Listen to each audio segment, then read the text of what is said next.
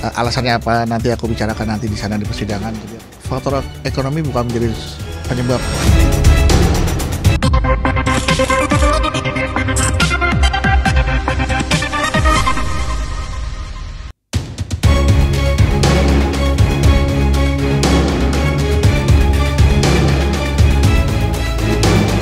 Kabar mengejutkan datang dari rumah tangga komedian Bedu atau Harap Dutohar yang akhirnya benar-benar berada di ujung jalan.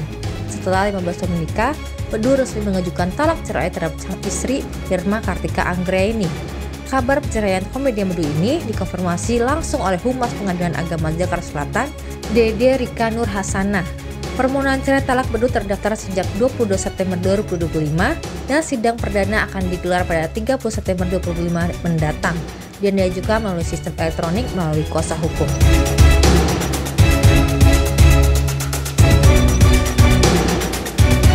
Ada masuk ya perkara dengan pihaknya inisial pihak pemohon ya, HT, terus lawannya inisialnya IK, itu perkaranya. Didaftarnya tanggal 22 September 2025, sidang pertamanya nanti tanggal 30 September 2025. IKOT, semua perkara masuk lewat IKOT. Iya. IKOT. Permohonan cerai talak kalau dari suami ya. Dua-duanya akan diberikan kesempatan untuk mediasi sebagai upaya damai. Ini situasi keadaan yang memang sudah tidak bisa lagi kita hindari. Alasannya apa nanti aku bicarakan nanti di sana di persidangan. Jadi aku tidak bisa membicarakan alasannya. Aku hanya mengiyakan. Teman-teman mengkonfirmasi kepada saya iyakan, saya benarkan bahwa gugatan itu memang ada dan memang saya yang menggugat itu. Jadi itu saja yang bisa saya beritahu ke teman-teman nanti selengkapnya nanti biar saya itu jadi materi gugatan saya saja. Intinya kita sudah sama-sama melewati pernikahan 15 tahun ya. Jadi 15 tahun pernikahan dan keputusan ini pun juga diambil tidak dalam kondisi emosi. Sudah sama-sama sadar bahwa menciptakan pernikahan juga harus pernikahan yang benar-benar Allah ridho di dalamnya gitu kan. Jangan sampai ada sesuatu yang tidak baik dalam pernikahan, perbaiki ulang, lama-lama sepertinya kita hanya mendapatkan kebahagiaan yang semu gitu kan. Kita sudah coba bertahan, sabar seperti yang dinasihatkan oleh para penasihat agama, penasihat spiritual ya, memang yang diajarkan agama kita juga harus bersabar ya sampai semampu kita ya kan. Tapi ternyata kan bahwa setiap manusia memiliki ukuran-ukuran kesabaran ya. Memang sabar itu tidak ada batasnya, tapi kemampuan manusia untuk kesabaran itu yang menjadi batasannya gitu. Jadi kemampuan kami bersabar tuh ya terukur ternyata gitu. Di 15 tahun pernikahan kami ya itu sebuah situasi yang selalu berulang. Ketika ada sesuatu yang tidak baik, terulang lagi dan akhirnya ya sudahlah. Daripada mempertahankan sesuatu yang harus dilepaskan, memang itu menyakitkan, tapi lebih menyakitkan lagi jika kita menahan sesuatu yang memang harus dilepas. Anak-anak sih tetap tahu bahwa ya kita baik-baik saja. Ini yang kami pertahankan adalah supaya anak-anak tidak tahu, tapi karena ini kan harus segera diselesaikan kan, jadi mau nggak mau kami daftarkan gugatannya dan ternyata tercium oleh media sosial sama anak-anak setelah masalah ini mencuat ya. Mudah-mudahan anak-anak aku ya bisa sadar bahwa ini keputusan dari orang tuanya, tapi tidak menghilangkan kasih sayang kami kepada anak-anak kami. Selama ini, rumah tangga Bedu dan Irma nyaris sudah berlangsung lebih dari 15 tahun tak pernah diterpa isu miring. Walaupun ekonomi Bedu sempat terpuruk akibat sepi job dan terlilit utang dari pinjaman online, hingga harus menjual rumah yang tempatinya demi menyambung rumah, tak membuat kehidupan rumah tangga Bedu dan Irma goyah. Keduanya bahkan bisa saling menguatkan. Sayangnya, pihak pengadilan belum bisa menjelaskan detail isi permohonan cerai yang dilayangkan Bedu.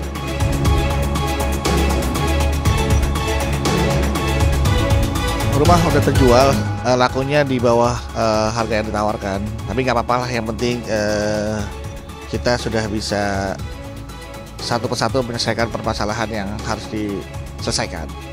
Pindah, kita wilayah dari situ juga. Jadi kita cari rumah yang lokasinya nggak jauh dari tempat anak sekolah.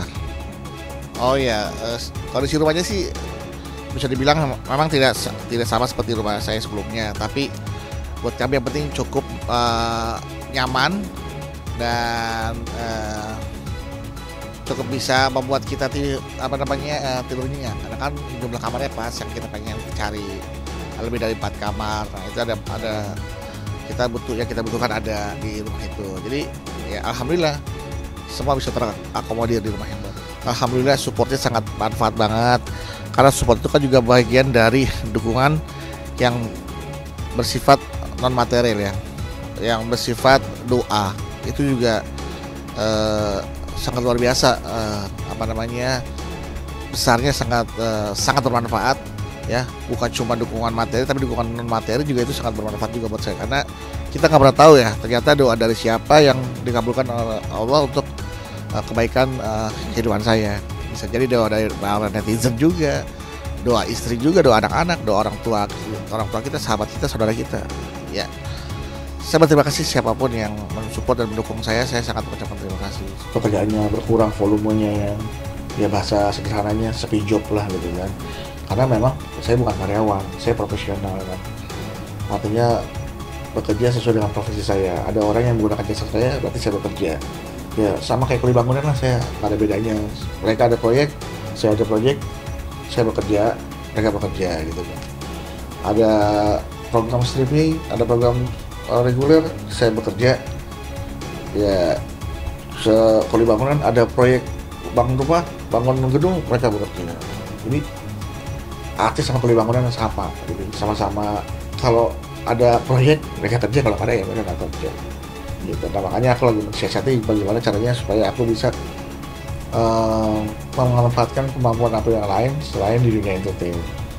Sudah mulai ada yang mengajak aku untuk berbisnis, tapi aku belum bisa ceritain. Nanti mudah-mudahan kalau sudah ada hasilnya kita bisa kumpul bareng-bareng ya. Mungkin ini doa teman-teman ketika saya dalam kondisi terpuruk, teman-teman infotainment, teman-teman media mendoakan saya semoga saya kembali berhasil, dan alhamdulillah mudah-mudahan nanti kita bisa kembali ngumpul dengan suasana yang lebih bahagia lagi. Jangan karena berita ini, karena nanti disangkanya orang cari sensasi karena sepinjol. Itu kan gitu ya. Tapi kalau kita menolak juga ya kayak teman-teman, saya kasihan lihat teman-teman udah nungguin kejar-kejar saya gitu kan. Malam sampai ada di rumah sampai jam 11:30 malam gitu kan. Nggak tega saya gitu kan. Saya tahu lah teman-teman media bagaimana mencari berita itu susahnya seperti apa. Harus laporan ke kantor. Ya udah, akhirnya saya mau menerima teman-teman untuk wawancara seperti ini, karena ini kan sebuah berita yang gak baik. Semakin sering diberitakan kan orang semakin banyak tahu bahwa ini adalah dalam situasi yang gak baik juga gitu. Tapi ya udah, bentuk manfaatkan juga ini sebagai klarifikasi gitu, sebagai meluruskan berita. Padahal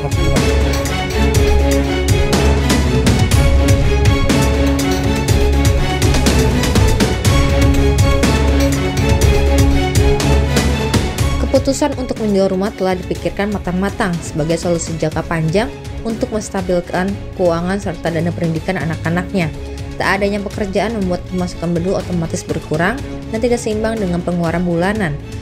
Bersyukur di tengah kesulitan keuangan yang dialaminya, masih ada teman-teman yang peduli.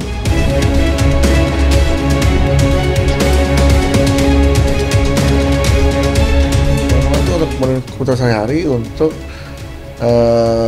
istilahnya untuk jangka menengah dan jangka panjang ya, rencananya karena ini kan bagian dari plan financial planner atau ya, karena memang karena pemasukannya sudah mulai berkurang, sekarang sudah mulai berpikir bagaimana ke depan.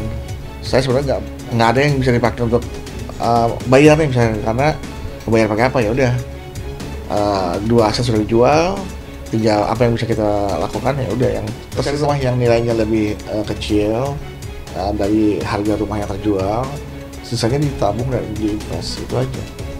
Teman-teman juga banyak yang bantu, jadi Ya terima kasih banget buat yang sudah membantu kesulitan saya, karena ini kan rumah pertama yang kita beli ya. Sebelumnya kan kita kontrak gitu kan, artinya ini rumah pertama yang kita milikin gitu kan. Ya pengennya ya nggak dijual, tapi dilihat dari situasi dan kondisinya ya kayaknya harus dijual seperti itu. Jadi memang kita harus bisa beradaptasi dengan situasi dan kondisi saat ini gitu. Tantangannya apa ya? Ya banyak lah di sini, suka duka, kemudian kehidupan rumah tangga yang kita jalanin di sini.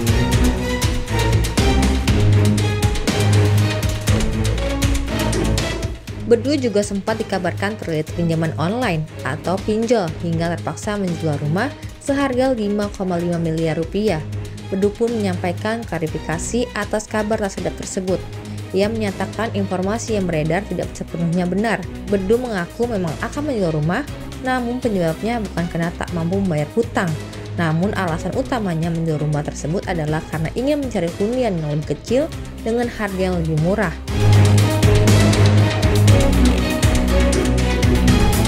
Gak pernah Bedu bilang terlibat pinjol gitu kan, gak pernah terjerat hutang pinjol sampai jual rumah. Kalau jual rumahnya betul, tapi kalau sampai terjerat pinjolnya itu salah. Terus ditambah lagi spekulasi yang beredar lagi karena wah ini sensasi hubungan mau nyari apa, jadi semuanya jadi bola liar gitu kan. Semua berspekulasi ya, memberikan persepsi yang negatif, tapi gak apa-apa lah, biarkan lah. Itu yang memang sudah biasa lah buat kita gitu kan. Silakan saja menilai negatif kepada orang lain, yang penting saya tidak berbuat sesuatu yang negatif gitu. Tapi kalau untuk rencana untuk jual rumah sendiri gimana Bang Bedu? Iya betul, memang rumah itu memang mau dijual karena memang untuk memenuhi kebutuhan sehari-hari gitu. Untuk memenuhi kebutuhan sehari-hari berarti sampai jual rumah atau iya. Memang seperti apa jadi Bang Bedu pada akhirnya memutuskan untuk menjual? Iya, jual rumah tuh pakai pinjol pernah, paling tinggi kan 4 juta gitu.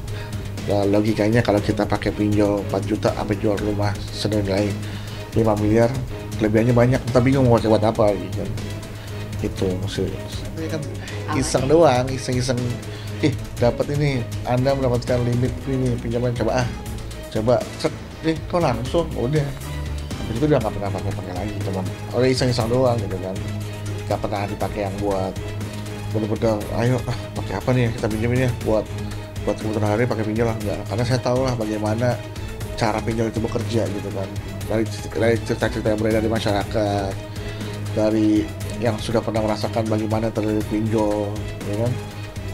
Pinjol paling besar kan dari iklan-iklannya, mereka paling besar kasih cuma 80 juta paling besar, itu pun nggak akan mungkin full, maksimal paling 20 dapat 20 juta. Jadi nggak akan mungkin saya pakai, dan tahu bunganya tinggi banget, dan mencegah itu kan sangat nggak masuk akal lah. Ngapain lah kalau bisa minjem pinjol, mendingan kita laporan aja lah daripada pakai pinjol gitu kan, karena bahaya banget gitu, karena sama aja lebih baik kita nggak makan daripada kita makan riba lah, seperti itu.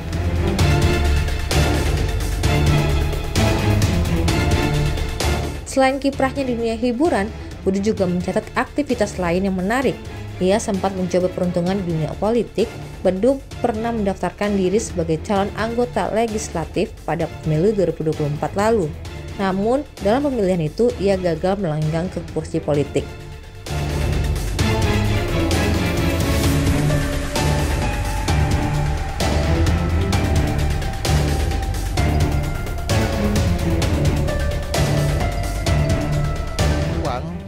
Saya kan nyalek, memang saya tidak mau mengeluarkan uang dari kantong saya pribadi yang nilainya besar ya. Kalaupun cuma belusukan ngajak makan orang sih, itu sih nggak terlalu besar, masih bisa dari kantong saya pribadi. Tapi kalau yang udah sifatnya udah yang sampai miliaran ya, saya nggak ada di kantong saya gitu. Dan sampai saat ini juga dana kampanye saya belum sampai miliaran dan belum sampai ratusan juta gitu. Semua yang bisa saya jalanin.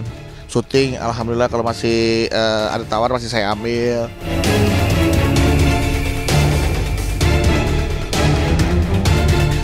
Lantas apa alasan Bedu akhirnya menggugat cerai Irma yang sebelumnya dirinya selalu semangat untuk melewati tiap rintangan dalam hidupnya? Benarkah faktor ekonomi dia pemicunya atau ada alasan lain? Mungkin di sidang perdana nanti semua akan terungkap. Kalau untuk isinya, kami seperti sebelumnya sesuai dengan aturan kami tidak bisa menginformasikan tentang isi gugatan itu. Yang jelas itu perkara cerai ya. Oh iya loh, kita sebagai umat muslim tidak boleh namanya putus asa, karena itu dilarang dalam agama kita berputus asa. Janganlah kamu berputus asa dari rahmat Tuhan, kata Allah kan begitu kan. Semangat aja, karena kita yakin jalan keluar, solusi, kemudahan itu bukan dari kita, bukan kita yang pikirkan, itu sudah disiapkan oleh disiapkan sama yang memberikan masalah. Masalah datang dari mana? Ya dari Sang Pencipta. Ujian dari mana datangnya? Dari Sang Pencipta. Jalan keluar ya dari Sang Pencipta juga, bukan dari kita. Kita hanya diminta untuk menjalani prosesnya aja, menikmati, dan pasti akan ada jalan keluarnya. Alhamdulillah jalan keluarnya ada satu demi satu. Kalau bisa dibilang sih, faktor ekonomi bukan menjadi penyebab ya, karena istri pernah mengalami yang lebih parah daripada ini kondisinya. Kita rumah ngontrak, makan susah, kendaraan ya awal mulai kendaraan, tapi maksudnya juga ya dalam kondisi yang susah, rumah ngontrak kondisi susah gitu kan, tapi istri masih bisa bertahan gitu kan. Jadi artinya keputusan kami ya bukan karena faktor ekonomi ya, tapi nanti makanya itu nanti akan saya ceritakan di persidangan.